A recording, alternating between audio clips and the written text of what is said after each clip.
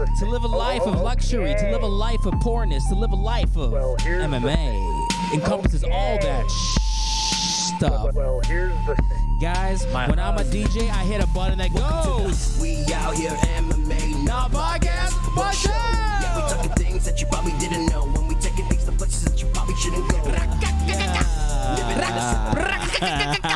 Put the music back up. Put the music back up. Now bring it back down. Bring it back down. Welcome to the We Out Here MMA Not podcast. Oh, I forgot what it was. Bring up the volume. Bring up the song volume. Bring up the song. Bring it back down. Bring it back down. Welcome to the We Out Here MMA Not podcast, but show, but now podcast. Also vlogs. Also Nick the Ear, my husband, is here. Say something. Hi guys. And also my other husband, Alex Acosta. Hit me with that sound effect from your mouth. That's what he's known for. Yeah. Guys, we have a really amazing show tonight. And I say tonight because it's literally 1 a.m. in the morning. Because, you know, when we set up, we like to take 2 hours. We actually did take like 2 hours, but it's all good. Look around, you guys. We're not in our new studio, but we're in the same vicinity. They were painting it because we have employees. And they were painting the background. So right now we're in a conference room where all the husbands are hanging out. Gilcam? Gilcam? Husbands are hanging out. Let's never do that again. It's so creepy. Take that camera off. No, that Gilcam is pretty dope. It feels weird because I literally couldn't hear any of the intro song. It was so fire, though, dude. It was so fire. I wish I was a part of it, but I can't. I wish Alex would just bring headphones once. Hey, my bad, bro. Hey, that might be 2 weeks in a row. This guy doesn't bring headphones. Doesn't bring headphones. Guys, we have an amazing show tonight. We're gonna fight recap, no cap, the Strickland Uriah Hall fight. There's some really cool, interesting stories that came out of that. We're gonna hit some. What were they? You'll see. You'll see. And also, we Out Here morning news. Oh, Pack Show. The producers really slammed with a lot of news. We're going to talk all sorts of things that are related to the mixed martial arts community. And not only that, we're going to talk a couple of fights that make us act up. We got a couple ESPN announcements of some fights, and we're going to chat those as well as our Kuwait picks with, can I just say, one of the juiciest cards this weekend. It's going to be a pay-per-view card all the way at Toyota Center. Toyota Center. I said Toyota Center. Derek Lewis. Toyota. Derek Lewis and Cyril Gane. They're going to have a fight. And we're going to tell you who's going to win. Oh. So let's start with our Why is Nick so tan? I just came back from... Wow, when you do me like that, bro. I just... What'd you do? I thought we were doing fight recap, no cap and shit. No, why is Nick so tan? Do you have a graphic for that, Alex? I don't have a why is Nick so tan one. I'm sorry. Damn, all right, well... I just came back from hiking a bunch in Zion, and it was a wonderful place. Is that the gayest sentence? Maybe. Maybe. Just wait. Later on in the show, we'll have something way gay. I'm going to top it. Not on purpose either. Alex, how are you doing these days? I see you're rocking a very, very unique piece of merch. Thank you very much. Oh, wow. Yes, guys. Limited edition. I couldn't get... Look, Nick kicked the power to the podcast machinery, and it turned off. But you know what? The show must go on. It is now 2 a.m. That's how long the podcast machine was off. Let's get to our quick... No, tricked you. Our fighter recap, no cap. Oh, my God. You're struggling today. Are we Mr. all Tiger tired? Belly? Are we all tired? I'm fine. I don't know about you guys. Guys, this was a great fight in some people's eyes. Some people said, nah. But I say... Who said no? Stephen A. Smith. Stephen A. Smith said this? Don't trust him. This guy has very questionable takes. But guys, for real, Sean Strickland beats Uriah Hall. I had Uriah Hall going into this, but you guys were correct with the Sean coming in with just, I don't know, man. Like he looked legit. You look what would say? Probably his best in a while. Why do you think he edged Uriah Hall? I think it's the mindset. I think when this guy goes in, he just you heard Michael Bisping talk about him through the whole broadcast. Mm-hmm. He was like, this guy's a psycho. This guy wants to kill people. He wants to be violent. Someone said he's the white Derek Lewis when he talks. People say he's mixed with Stipe Miocic and hey, he sounds like Stipe Miocic. He kind of looks like Bisping too a little bit. Michael Bisping and Stipe. That's what they kept saying. Yeah. But hey, he's a dog, man. He's there to fight, and he's like a Max Holloway style, right? Like he wants to get in your face. He wants to beat people up, and his conditioning is so good, and that's really hard to deal with against, a very talented guy like Uriah Hall. So I think he just outlasted him. He just wanted to make it dirty. He wanted to make it violent, and he made Uriah Hall look like he didn't belong in there with him. Kinda, huh? Yeah. That was kind of shocking. I believe they used to train together too, which is interesting. They were like buddies. Were they friends? Sean Strickland, he said he had to hit him up when the fight got announced and said, "Hey man, I'm gonna have to block you on Instagram because I have to hate you a little bit." Kind of like that. I like this guy a lot. I kind of like him too. Did you guys see his post fight where he was it post fight? He said he wanted to kill people in the octagon. Yeah, that note, and also him being like, UFC doesn't want me to be champion. I'm like, wow, this guy is just so honest. I like it. Well, I heard that he had said something about how we need more wars or some shit like that. Like the U.S. needs to have like more wars or some shit like that were pansies. He's saying wars as in like an actual war, like a World War III. Like it. That's what I was told he said branding, because bro. like I know somebody that was in the army and got like injured in battle and everything like that. What's and his name? Shout him out.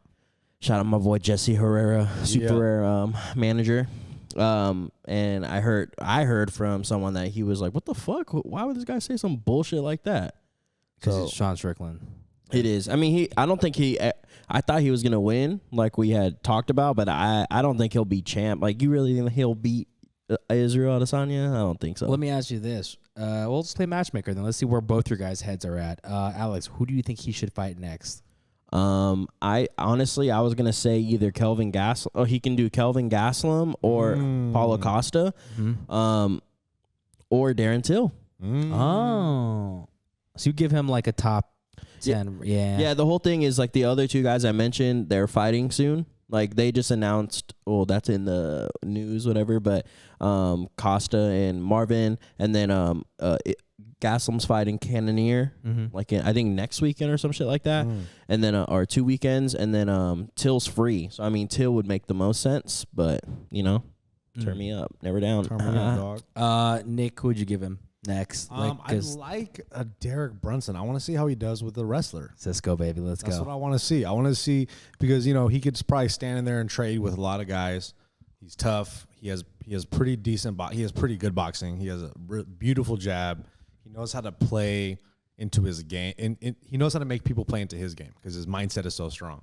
So I'm curious to see how he's able to deal with like a wrestler. And I think Derek Brunson's a good test.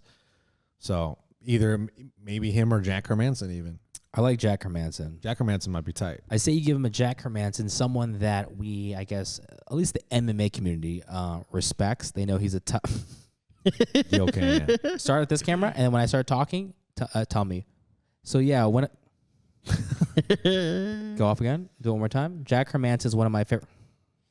That's the Gold Cam, guys. That's the dumbest thing Also, real quick, everybody appreciate this whole triple angle. All right, man. So you're getting people dizzy. Okay, All right, that's dude. enough. People can Stop. throw up, okay? Stop. Squat. But Jack Hermanson, I think, is a good pick. All right, guys. Let's. Any other shout outs from that fight? Let's go through that fight. Cheyenne buys, bro. Woo, emotional seeing that post. Dude, she looks like an elf. And I kept thinking about that the whole time she was fighting. She could be Lord of the Rings. She got the pointiest ears I've ever seen. Bro, she timed that head kick perfect. When she landed that head kick, I was like, oh my God, she's going to get disqualified.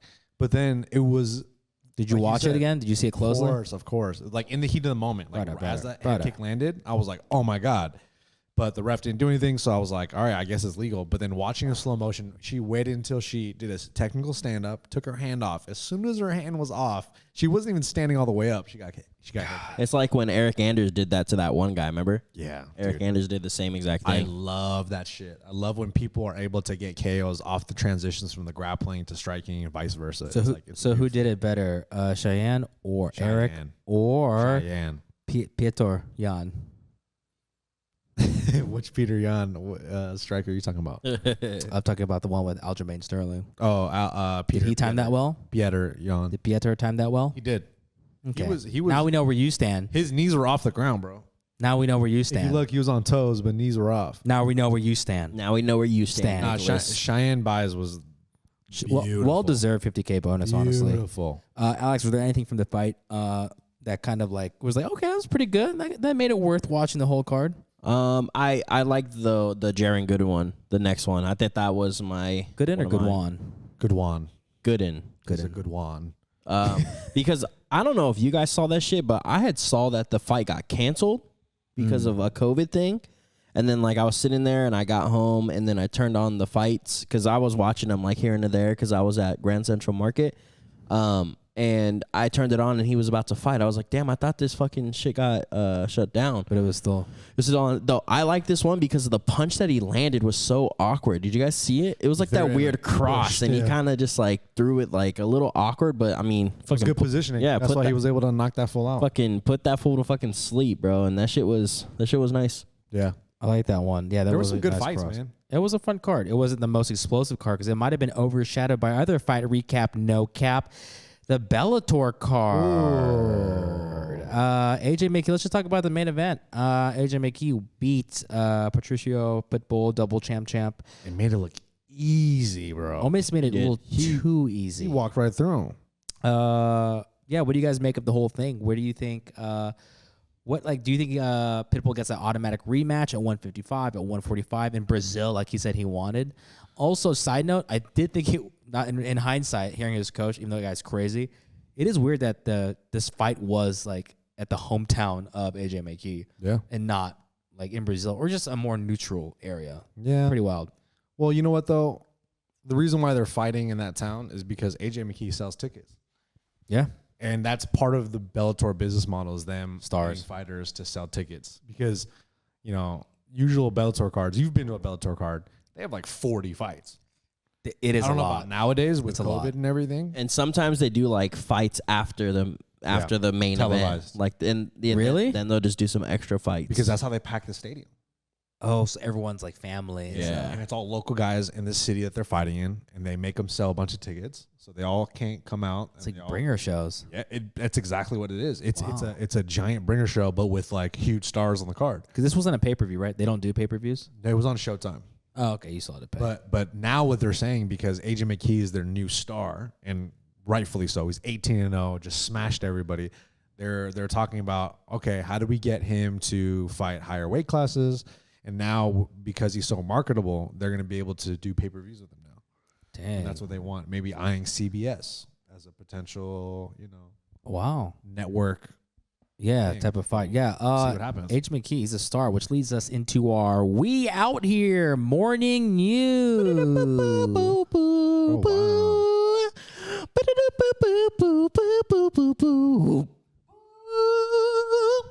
Guys, that was high production value sound effects from Alex's mouth hole.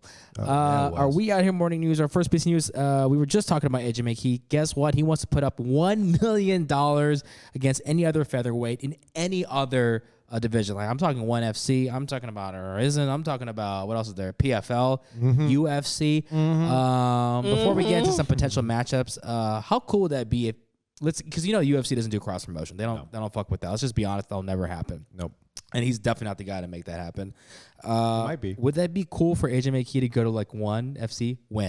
Yeah. Go basically do a tour where at that point he goes to every pretty notable division, becomes a featherweight champion, and goes, "Hey Dana White, I'm coming for you, Stacey Cortez," and calls out Brian Ortega. Oh, Stacey, and he starts hanging out with Stacey Cortez. Oh, is that her name? Isn't it Tracy? Yeah.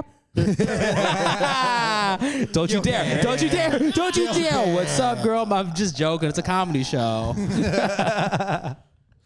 it really Tracy Cortez? Yeah, Tracy Cortez. You said Stacey. I was like, it don't sound right. It's because you keep calling my fiance Stacey, so I don't know. Shout out Stacey Stephanie. Well, that's her name, though. Her name is Stacey Stephanie. Actually, I think that is the only way that'll work. Like, championship tour? Yeah, dude. Wouldn't that be dope if he were to fight all those guys like you said? That would be amazing. Ryzen, ONE FC, PFL. He does everybody. He wins featherweight Olympic boxing. Yeah. That'd be wild. He gets a gold medal. Gervonta Davis and shit. Yeah, and then he's like, "Hey, Dana White, I'm coming for you." But I think Antonio McKee, he got some beef with Dana White, and AJ makes so much money in Bellator. Yeah, he just made $1 million. Does he make a lot of money? Yeah, he though? makes good money. Bro. Does he? He makes good money. That's good. Like Viacom has money. That's the thing. Viacom owns them. They have so much money, and they know he's gonna be their new golden goose, right? Like it's an amazing story that they have with AJ and his papa. His papa, yeah. And yeah, dude, he's destroying everybody. Mm-hmm. I don't think there's anybody in Bellator that is like whoever beat Pitbull in that way ever. Yeah. No one's ever done that to him. Michael So- Chandler. Oh. But then they ran it back, and Michael Chandler got beat up. Actually, didn't Michael Chandler beat his brother? Actually, no, man. Yeah. Yeah, that's right. Yeah. And he got knocked out by his little bro. Yeah. Yeah. They both have the same name, so it's very confusing. Imagine having 2 kids and naming them the same exact name. Look, in regards to AJ McKee, I think that'd be cool to do that tour. But let's just play some hypotheticals about who would be a really great matchup for him in the UFC. And could he actually compete with featherweights in the UFC? Because we only seen him with Bellator competition. So, Alex, first question: can he compete with UFC top 10 featherweights? Is he there yet? And if so, who would you like to see him fight in the UFC? Stylistically, I think he can. Honestly, I think he could. And if he does come over, I'd like to see him fight maybe like Calvin Kattar first or some shit like that. Thing. You know, I'm a little, I do like AJ McKee, but I'm a little biased in the sense of like I am a real big fan of Max Holloway. So like I don't think anybody can beat Max Holloway. but you know Volkanovski did it twice. Did he though? Shit. But is he the champion? Did he Oh, though? shit. Does he have 2 belts? No. You're right. They only have one, and they add a gemstone to Hey, it. you know who has way more than 2 belts or way more than 1 belt? Who? Max Holloway. So That's my guy. turn me up, never down. I'm closer in DNA to him than you'll ever be. You and Tracy Cortez are. Yeah, I guess. But Stacy and Tracy. yeah, I think it would be cool. I think he can compete. I think if he just got like 2 fights in there with the top, like say 1 fight within like the top like 8, and then the second fight like the top 5, and then I think he could probably start fighting for that title in the UFC. I think he could like actually do really good. Yeah. Did you have anything else you want to add on that? No. Would he fight if he was in the UFC? I feel like AJ has definitely not, like, he's fought great competition. But the guys in the UFC, you know, they do seem to be a higher caliber across the board. Does he beat Yair Rodriguez? That's the real question. I think he smashes Yair Rodriguez. But what I would like to see him fight is Zabit. Wouldn't that be fun? Zabit and AJ McKee. That would be fun. Is that or fun? Calvin Kattar? Calvin Kattar is fun. Or even is Arnold Zabit Allen. fun? Make Arnold Allen popular. That's fun. AJ McKee. Yeah. But You know what I mean? Zabit? Boring. Are you the best fighter probably in the featherweight? Yeah. But are you fun to watch? Nope.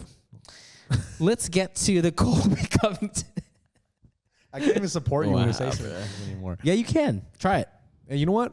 Fuck Zabit, dude. He's the most boring fighter I've ever seen. But he's good. He's just boring. I'm just kidding. No, he's not, he is. bro. He is. Look at that shirt you're wearing. You look ridiculous. How's brother? Number one. You act like you're his number 1 fan. I am his number 1 fan. He send me his videos all the time. Colby Keep sending them. Covington makes a bold claim that Usman is abusing EPO, aka Dillashaw drank. Here's the proof that Covington said. He claims that pimples on his back make him the CEO of EPO. Marty, what is it, Nick? Juice man. Let's go. Guys, we bro. take on real journalistic stories here. Here's the thing. I'm going to say this really quick about Colby. I want to get your guys' thoughts on just where he fits in This is mostly about Colby. but where he fits like in the, I guess, the MMA zeitgeist these days. Yeah. I think a lot of people are like, oh, Colby. But like, honestly, he's reminding me a lot more like Chael now. Dude, and I he's love having, he's not as cringe anymore. It's like, No. it's his brand. He's It's- leaning into it. He's really leaning into it. And he's like, doing pretty well with it. Like, that's funny. That's a funny headline. hilarious, dude. The fact that it made it to our show, and we're very particular about what gets on We Out Here Morning News, is amazing. CEO of EPO. CEO of EPO. The branding is so good. And dude, I don't even care if Usman is on EPO. Yeah, you would. I don't care. Well, No, I don't care. Alex dude. would. That's how much I like him. I Care, Alex. I do like him, but yeah, I would kind of be like, man, really? Nah, dude, I love You don't him. need to do it. An But first of all, accurate that's so funny that the pseudoscience, he has pimples on his back, which is just an excuse to call out that a dude has pimples. It has nothing to do with the EP. He was like, He got back knee. This homie. guy got- Hey, you know who also had a really bad back knee before USADA Uh-oh. came in? oh, we're doomed. Rory McDonald. He did. And his Oh. face. And his face. That's why he went to Bellator. Let's be They're all these honest. motherfuckers on steroids. All these Alex, motherfuckers on steroid. What up? Alex, obviously, Nick and I we like Colby. I know you've always never really liked him, but even, what about now? He's not in the limelight as much, but he's kind of playing to the silliness of this, not as serious anymore. Yeah, you know what? Actually, I still hate him. I hate this guy. You got me going. I was like, Wow, oh, yeah. I was like, he's gonna turn. He's also gonna say he loves Connor. We Oh, come on, turn come on. No, Connor is a piece of shit. All right, guys, that leads us into our next segment, fun fights that make me act up. Let me just list off some of these fights, and I'll come to my two panelists right here, my husbands. UFC 268, we have a wonderful fight announced. I love it. My favorite. You know who I'm picking. Chandler versus Gaethje. Yum. We also got Leon. Is it Leon and Jorge? Let's just talk about Chandler and Gaethje. But that fight make you act up? Oh, that fight is making me act accordingly for sure, dude. Unaccordingly, papa. Oh yeah, that fight is gonna make me act in so many ways, dude. So many ways. Here's my thing. I love the fight, but I'm surprised you guys even like it because you guys both hate Chandler. We don't hate Chandler. Oh my Why God. wouldn't we not like him, play the tape back. If he... That's too much editing. If he beats Chandler, he's getting the title shot again. Yeah.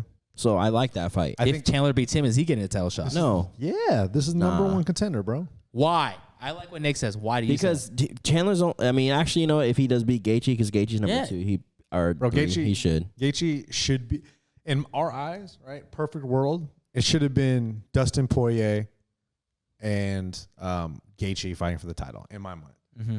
And then Charles Oliveira gets the next shot. That's how I thought it would all play out. But my fucking Irish guy just ruined everything. Kind of did. And now the lightweight division's all fucked up. But that's fine, though, because we still get fun fights like Chandler and Gaethje. Right? That's going to be an amazing fight. Do I think Chandler has a chance? Not really. I think Gaethje's going to fucking put it on him. But who knows? We'll see. Maybe the takedown's coming to play. Who knows? No, I was going to say a joke, but I won't say it. Say it. I said there's a better chance that Sean O'Malley shows up on time for a podcast than Michael Chandler beating Justin Gaethje. All right. What other fights make you act up? What this guy's talking about. Alex, what fight makes you act up from that list? Yeah, breathe louder into the mic. Well, I didn't get to see the list before. I'm going to list it up for the audience. They can hear. Right, We got Marvin Vettori, Paulo Acosta. You got Cody Garbrandt versus, the one and only Kayakara France. And then you also got Chito Vera calling out. Who's he calling out? Sugar Sean O'Malley. Sugar Sean O'Malley. And you got Leon and Jorge. What do you like? What makes you act up? The one that makes me act up the most, probably Cody Garbrandt and Kayakara France, because that's a very, very, very winnable fight for Garbrandt, and it's his fucking debut at flyweight. So it makes me act up because I can't wait to see how good he looks at flyweight, to see if his power transfers, and to see if his speed is still a factor there. See if because he has a speed advantage at 135, a lot would say. So we'll see if he still has that speed at 125. Yep. Nick, what fight makes you act up? I called Chandler and Gaethje, and you try to steal mine. What other fight makes you I act just up? thought we would just go down the list and talk about him a little bit. We're not doing that. We're only 20 minutes in, but that's fine. It's totally fine. Nah, remember, because the whole thing happened, and then the conjunction. What fight makes you act accordingly? So maybe 30 minutes in. That's how far we are. What fight makes you act accordingly? Should we stretch this longer? I don't understand. All right. I'm a fan of Masvidal and Leon. That's a good one. That's a fun That's one. an act up. Because, Let's talk about that fight a bit. This fight should have been made probably even more better. It's a better fight than Nate Diaz and Leon, I think, in my personal opinion. Like story-wise, the hype, the build. And competitiveness-wise. Exactly. and it makes the most sense for 170, But this is the fight that we didn't get to see, and we're going to finally get to see it, hopefully, if all goes well. So, dude, these guys are both bangers, and I feel like they're going to bang the shit out of each other. Am I right? Put the Gil cam on. Okay. That's for editing. That did it break? Okay. All right. Not a big deal. All right. I was going to look at Nick. Look at the idiot. All right, guys. I do want to talk about the Garbrandt, Kayakara France, the one that Alex is all act up about. That feels weird to me. Why? Like, it's a good fight for Cody, winnable fight. I guess I just thought he would have fought for, I guess, a bigger name. Maybe it's an entry fight. Yeah, this is for both of them, right? But think about who Cody was calling out at 135. I mean, he was talking about like all the top 5 dudes. So for him to get Kai France. Kai Kara France. Kai Kara France. I know, but he did just lose though, so he can't really just be so picky. That makes sense. And he lost to a top contender, And also, wasn't he gonna? Why is he going to 125? why not? I think he. There's I so think many what we good saw- money matchups. When at we saw him 135. fight at 135, though, He's against Rob Font. Rob Font is probably a big His name was not Rob Font. Fobrant. There you go. Fob. So Fob is a big guy, right? He seems like a big guy for 135, but Cody's power just didn't really translate in that fight. So I think in his mind, he's like, all right, well, fuck it. I don't have to cut that much weight to make 135. How about I just cut a little bit more weight and just knock people at 125? Because I think that's what's going to happen. If he goes to 125 and he does it a very good weight cut, I feel like if he just touches people. That's the thing, though. Does the power carry when you cut that much weight? First time. I think- Alex? Well, I mean, I don't know. I never really cut that much weight, but I feel like from what he says, I've never done that. September ever. 11th. from what he says is like he doesn't really cut that much weight for 35. So, if it really isn't that much weight that he's cutting and he's only doing just a little bit more, then I think he should still have his power. But the whole thing is like his technique and all that type of stuff translates into your power as well too, and that's what he's super good at is Yeah, fundamentals. So, I mean, I think he's still gonna have power there. For me, it's gonna be the speed. It depends on if his speed's gonna be there. Because if he has a speed advantage with that power, he's beating everybody. Wow. How do you guys feel about the Cheeto Vera call out to Sean? I think that's the only fight that makes sense, right? I think Sean O'Malley. But why is he calling him out? Well, Should it be the other way around? I think because there's a little asterisk to it, right? He wants to be like, yo, if it serves both people, right? If Cheeto Vera goes out and beats the shit out of Sean O'Malley, Cheeto Vera gets elevated, right? But if Sean O'Malley beats the shit out of Cheeto Vera, then it kind of rights all the wrongs that people criticize Sean O'Malley about. So it works both ways, but it just depends. I think it's the only fight that makes sense because it's probably the safer fight for Sugar Sean. Because who else is at 135? Marab Dishvali. That's a tough fight, bro. Like nobody wants to fight that guy. And I feel like Cheeto Vera is nobody wants to fight him either because he's just so nasty and he's tough and he's really durable. But I think this is a good test for Sugar Sean to see how well he's going to do at 135. This is a killer's row, Alex, are you okay with that call out? Or do you feel like, I forgot what you said about Sugar Sean, who he should fight next? Because I feel like is that a step backwards? I like a Marab or a Ricky Simone. Cheeto Vera is cool. I mean, think about it. Like last time, so he lost to Cheeto, right? The leg kicks happened, all that type of stuff. Ever since he lost that fight, I think it kind of threw him off a little bit, because like this whole like, I'm still undefeated. So I think like with his head, his timing's off right now because like, when he's supposed to be at certain things on a certain time, he can't make it.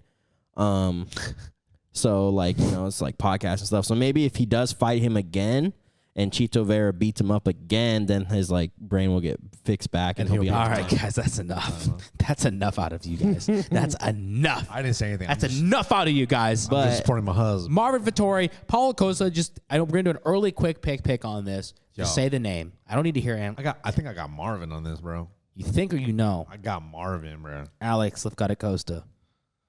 I got Marvin. You guys are so stupid. Paulo Costa made a fool of himself these past couple months. Wine, rematch, his hair, signed the contract, his hair. You don't think this guy needs a win in his life? He's going to be so determined. Hey, ready? Do that again. Ready? He's going to be so determined. Oh, okay. Oh, this guy's good. All right? He's going to win. Come on. The skill set wise, Costa has more. No, he doesn't.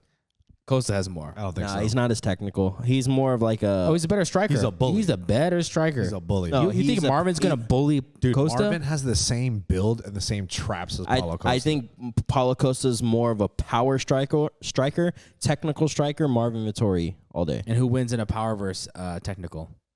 Technical. Power. If the guy has a chin, technical. Oh, and that kind of brings us to our next segment.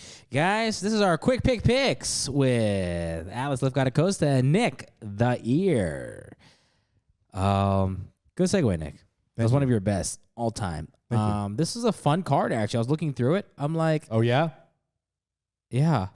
What the heck was that? Oh yeah, dude. Yeah. Oh yeah. I was like, yeah, that was weird, Nick. Yeah. And everyone's talking about how weird that was. What you Sorry. just did. Go back to the top. Stop doing that. Okay, I'll look at my own notes. Guys, we have a main event. We have August 7th at 7 p.m. I believe it is Eastern or Pacific. We don't know. It's a pay-per-view fight. We had a beautiful main event fight between Derek, my balls was hot, Lewis versus Cyril Gane. We also have a co-main event at the bantamweight division with former champion Jose Aldo versus Pedro Munoz. We also got a welterweight fight. His mom loves him. Give it up for Michael Chiesa versus Vincent. Does he say Vincent? No, you called him Vince. Remember? Vincent Luque. That was like our first episode. You kept calling him Vince. That guy can fight. He's a force to be reckoned with in the welterweight division. Also, we have a Tisha Torres fight versus Angela Hill. We all know you guys love Angela Hill. And I also feel like these girls have fought plenty of times before. Is that true? I feel like this is like a best Twice. of 7. Yeah, seriously. I feel like they fought 10 times already. And is that bantamweight fight? Is that also a main event? That's the first fight starting off the main card. That's great. So That's a Song great Yong fight. Dong versus Casey Kenny. All right, start at the top. Let's start with the big dogs. Derek versus Cyril. Let's hear it, guys. What do we got? Alex, we'll start with you first. Cyril Gane is good. He has good footwork. He can get in and out quick.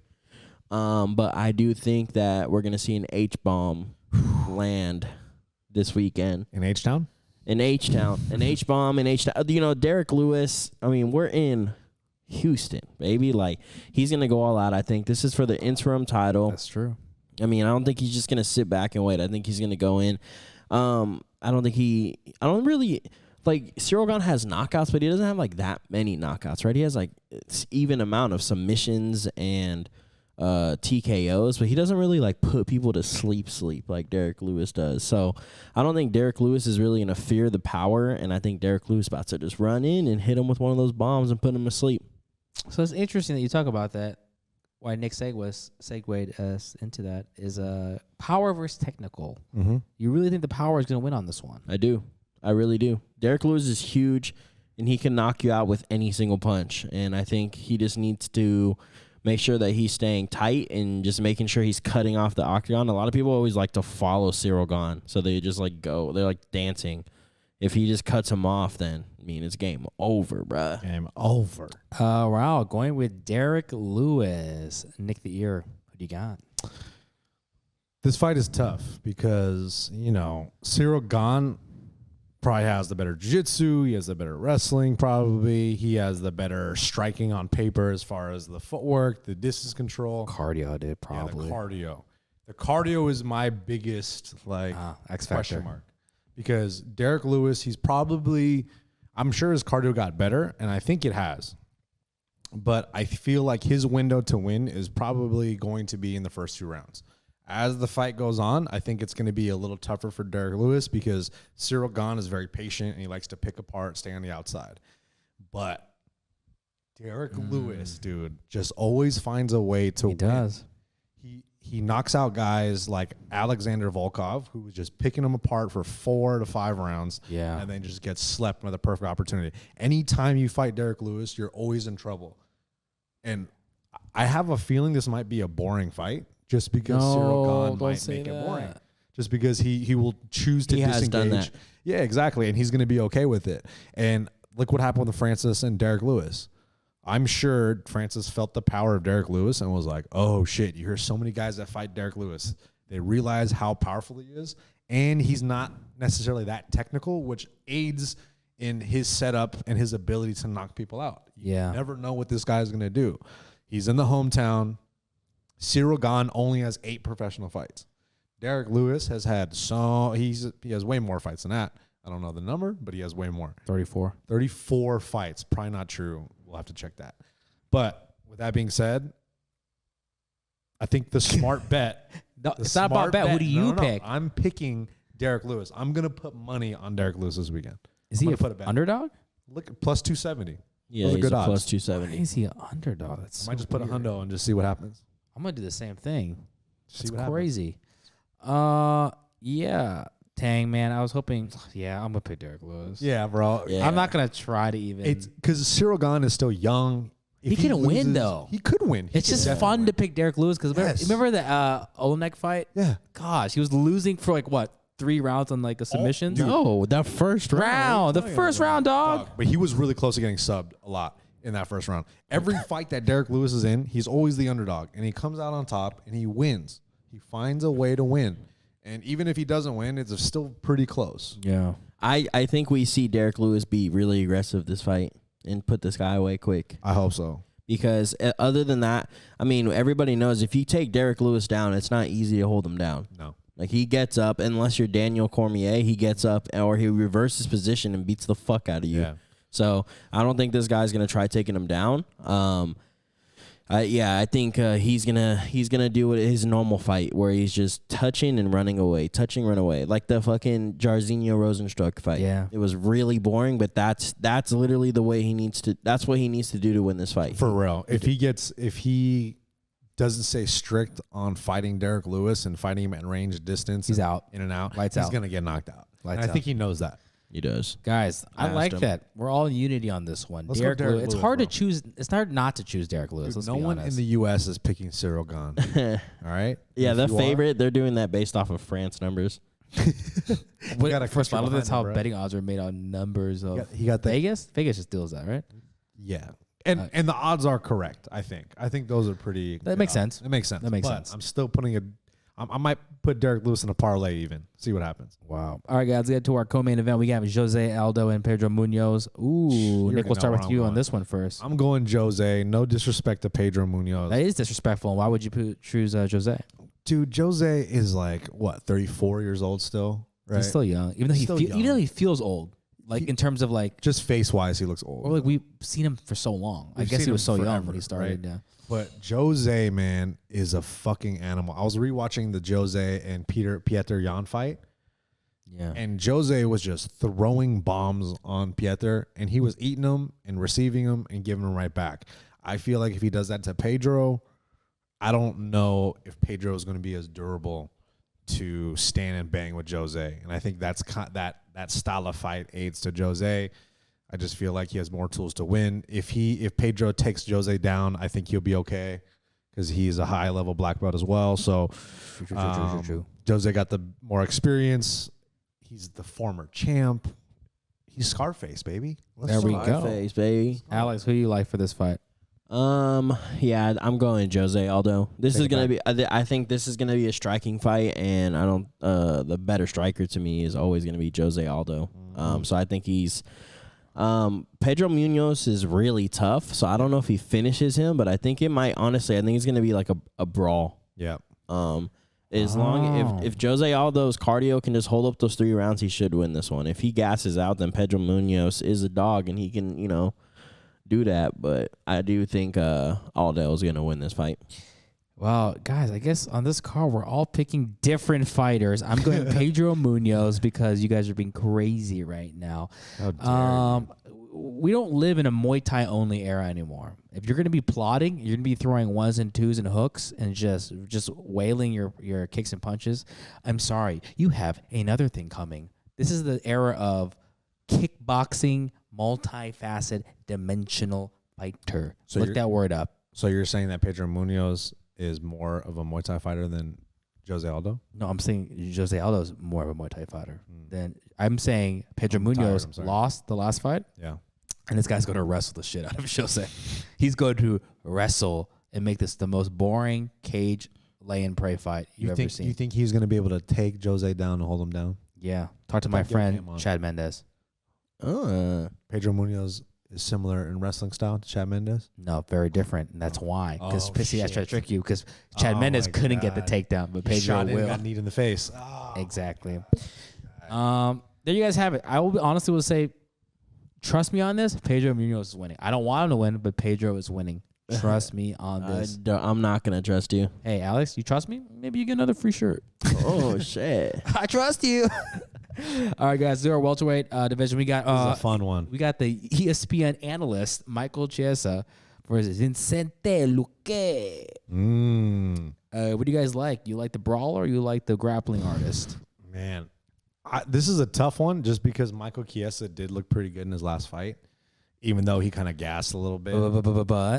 But I feel like Vicente is trains out of Sanford. Yeah, he has a good camp. His striking is so dangerous, and he's so down to scrap that I feel like, and his takedown D and his threats from takedowns, I think are going to be, submission-wise, are going to be enough to be able to hold Chiesa back enough to be able to land big bombs on him. Because stand-up-wise, Chiesa, he looks huge at 170, by the way. Stand-up-wise, I think his stand-up looks a little sus compared to Vicente, because so much of Michael Chiesa's A little game, sauce? Come on, we like him. We can be honest. He doesn't have stand-up. his stand-up is his transitions from his striking to his takedowns make me a little nervous. I always feel like he's going to get cracked against a high-level striker like Vicente. I guarantee if I called from an unknown caller number and called Michael and I went, I said, what combo is it? Your family's going to die if you don't tell me right now. Couldn't do it. His family would die. Watch this. Alex, what combo is that? 1, 2, 1, 2, cross. There you go. Michael could not do that. His family would die. Alex, who do you got for this? Yeah, it's a bummer because I really do like Michael Chiesa, but He's funny. I'm gonna pick smart wise, and I think honestly, I think the smarter pick is Vicente Luque. He's had way more experience at 170 against top level competition compared to Michael Chiesa, who beat Diego Sanchez. He beat Carlos Condit. Yeah. Yeah, but those guys are long in the tooth, baby. I don't know about that, but keep going. What was his last fight again? Neil Magny. Was it Neil Magny? Yeah. See, Neil Magny is And good. guess who won? Yeah, Neil Magny But is it was good. close, though. It wasn't like But guess who won? Yeah, Chiesa. Chiesa won. Thank you. Yeah, but I think didn't Vicente beat Neil? Yeah, he did. And where's Jeff Neal now? No, not Jeff. Was that a real Jeff test? Neal. Remember Jeff Neal fought Neil Magny and their last names made it look like his actual name. That was funny. No, I think Vicente Luque is unfortunately gonna walk away with this one. I want Michael Chiesa to win, but I just think skill wise and everything like that, Vicente Luque, and just look, he's like Gilbert Burns' main training partner, and so I just think Vicente is gonna take it. That's interesting. You both go for the guy that I actually like. And I bet you guys are thinking, oh, Gilbert's going to pick Vicente. No, I'm not. Just because Michael can't guess my combos from sounds, he doesn't need to. Why? Because he's going to grapple. And he's going to put that guy in a body triangle, and he's going to choke him out. You know what? These guys strike too much at Sanford. They all do is strike. Like Gilbert Burns could have won so many fights grappling. He strikes too much. No game planning there. Henry Hooft? He makes him strike too much. Yeah, let me see Henry Hoof's guard. Let me see what kind of jiu-jitsu he got off his back. Guys, right? Michael Chiesa has also been spending a lot. He's a smarter fighter. His IQ is so much better these days. He's an analyst now. All he does is study fights. He studied Luque's fights. Luque's not studying Chiesa's fights? Yeah, how do you know? Yeah, you don't Show me any ESPN coverage of him doing that on a panel. Oh Hey. shit. He does. With the red circles? He do. I No, promise. this guy is too busy eating delicious Brazilian meats at restaurants. He only eats Brazilian That's barbecue. all he whatever eats. And acai. Guys, move on to Tisha Torres versus Angela Hill. Like Nick said, this is best out of 7 because these names have been. I feel like they've been next to each other so many times. And they just never fight. Even though Alex said it was twice, I feel like we've seen this so many times. That's a lot. That's a lot of times. It's because it's been scheduled and it fell off twice, I believe. And they were in the same season of Ultimate Fighter. Yeah. Right? They're intertwined so well. They hang out for sure. Quick pick picks. Let's go. Nick, what do you got? Tornado or I think the smart pick is Tisha, but your boy picking with his heart, and I'm going with Angela Hill. respect? Nick is anti-LGBTQ. I think the reason why Tisha is a smart pick is because for some reason judges seem to rob Angela Hill for some reason. But I do think Angela Hill honestly is going to take this. I think her power is gonna be a little too much for Tisha Torres nowadays. Angela Hill's really good. Her striking is good. Her takedown defense is real good. So I think Angela Hill is going to win this fight by decision. Guess what, boys? I agree with you. Angela Hill wins this fight. Tisha Torres, unfortunately, I thought she had a strong UFC career, but as the time went on, she's just a lot of punches and bunches. Doesn't have the reach. I don't think she's going to be able to strike, even though she has Taekwondo background, with Angela Hill. Angela Hill's Muay Thai is too good. Guess which fighter that is? Angela Hill. Bantamweight 5, we got Song Young Dong. That guy is a crack-a-lacking fighter. We also got against Casey Kenny, which I know you guys like him a lot. Yeah, Casey Kenny. But I saw his butt one time. All right, let's end the podcast. Yep, saw his butt. He was changing in the locker room, and I saw his butt, and I was like, oh, shit, that's Casey Kenny's butt. Okay. Okay, Alex. Casey Kenny, bro. Song Young Dong, the brawler from Team Alpha Male, or Casey Kenny from Team... Don't know what team he's from. Sure, what was it? I think he trains with Sugar Sean O'Malley, doesn't he? He trains there. Because they were on he trains with Chris Carriasso. podcast talking shit about Megan Anderson that one time. Yeah, I picked Song Young. You know what? I'm going to my pick first. Song Young Dong all day. Yeah. Yeah, that, he was saying some weird shit about Megan, which is weird. Megans are going to be on this podcast soon. Yeah. Right, Megan? The whole thing is like, bro, she never, it was funny how he's talking like that. It's like, I don't even think she would, with you, you know what I'm saying? Yeah. And you over here talking shit, like. And she tall, bro. She tall. She beat you up, Casey Kenny. You're fighting a bantamweight. You're talking about a girl that you probably didn't even have a chance with anyway. You mean? Oh, fuck. But I think if Song Yadong, I do think he's gonna win. The only thing that makes me nervous of him is his gas tank in his last fight was a little. But if he has that good, bro, he's fucking good. Remember, he did beat Cheeto, even though it was like a really close fight. Yeah, he beat him still. That's all that matters. Cheeto. Team China, baby. If he can just keep his cardio, because Casey Kenny does have good cardio. If his gas tank's there, Song Yadong should win this fight. Okay. Nick? Yeah, I think Song Yadong is the more dynamic striker. He has a lot more tools in his belt. I think Casey Kenny is like a little more technical, but Song is just a wild card. So that could either play to his favor or not, but he's tough. He stays in the fight, and he's always dangerous. So I'm gonna go with Song Yadong. Yeah, he looks like me. All right, guys, let's do some shout outs in the prelims. I think we'll just talk about this one. No, let's just talk about this. We'll talk about it. All right, guys. The fight we're all talking about is Alfonso Meinenfield and Ed Herman. No, guys, that's a great fight as well. But Bobby Green, our boy, who's I feel like has been in the UFC for 40 years, he's just in and out. He's fighting Rafael Fiziev from Tiger Muay Thai. If you don't know who this guy is, look at his UFC highlights and also watch the Tiger Muay Thai tryouts. This guy is the head Muay Thai coach over there. Yep. Crazy. Nick, who do you have? You know you're a Bobby Green guy too, but you're also a Fiziev guy. So yeah, so this is tough. On paper, Fiziev. Say that you had no paper. No paper? I can't do this breakdown then. I need that paper. I need that metaphorical paper. Bobby Green is a great high volume striker, but I think Rafael Fiziev is just, I hate to say it because I love Bobby Green so much. I think he's just on a different level. He has way more diverse strikes. He just seems to put everything together so differently. Bro, he knocks people out. One leg kick, Bobby Green's done. Yeah, and Bobby doesn't I don't know, check. man, He doesn't check. At lightweight, I just feel like he's a little small at lightweight. Very small. But man, this fight actually makes me sad. Talk about fights that make you sad. Makes them act sadder. Yeah, act sadder. Fights that make me Where act you guys sad. go? This one, right? Here. Alex, who you got? I love them both. Yeah, I do like Bobby Green, but Rafael's he's gonna win. He's just too good. I personally think like you go based off of his last one, he beat Renato Moicano. Yeah. That guy is really good. He's very good. And I know he just knocked him out like it was nothing, but that guy's like really, really good. And he just played with him. But unfortunately I like Bobby Green. Everybody knows usually we all always go for him, but Rafael Fiziev is on a different level. He's gonna be in the top here soon. So I'm still rooting for Bobby Green. No, you're not. I feel like he's you're going. yeah, I'll be happy if Bobby Green wins. It'll be like hell yeah, dope. Hey guys, just straight up, I don't half-ass like these guys. I'm going Bobby Green all day. I think Fiziev, great fighter, great knockouts. I love him, but Bobby Green, they already say, yeah, he is a little undersized for 155. If he was at 145, I honestly think he outpoints in a boxing match Max Holloway.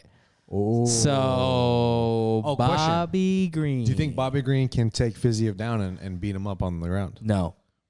I think that's his path to victory. I think his Bobby path to Green victory is a pretty good wrestler too. He he? just never show it. He seems so weak. Whoa! I thought you were a Bobby Green fan. I'm picking him. All right, guys. Those are our picks. Other great fights in the prelims. So make sure you check out that card. Also, really sad. This fight that makes me act sad is the strawweight fight. Oh yeah. I mean, you talk about a former champion and a former contender. Jessica Pena. They're at the bottom of the prelims. And Carolina It just exactly shows you how, man, a couple losses can just take you out of the Carolina's limelight. like got a a bunch 3 of losses. bro. But like against top level competition. top level. And then, yeah, Pena just finally came back. But All the girls that she's lost to eventually fought for the title. yeah, that's okay. Yeah. That's okay. She'll get a win. I think she'll beat Jessica. We'll see.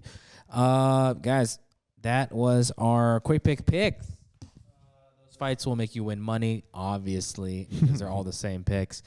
Just a quick announcement, some housekeeping here. We're going to be doing a little fun watch party again. Not in Vegas this time, but not in Houston, but we'll be at a new secret location that you will see only if you tune in on Saturday at 7 p.m. Pacific time. Oh, wow. We will be doing a fun live stream from maybe a sponsor we've had in the past. So make sure you check out make sure you subscribe to our YouTube channel.